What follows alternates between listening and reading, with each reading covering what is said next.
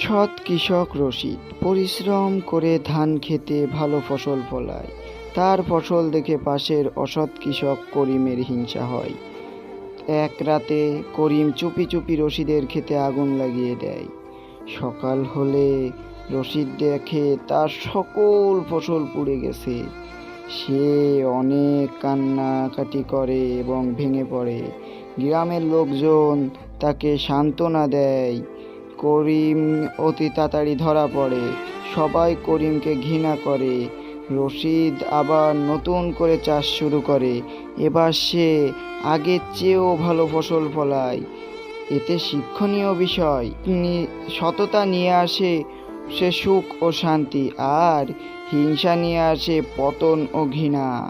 ছোট্ট বন্ধুরা, তোমরা আমার চ্যানেলটিকে সাবস্ক্রাইব করে একটি লাইক দিয়ে আমাদের ছোট্ট চ্যানেল পরিবারের সদস্য হয়ে যাও।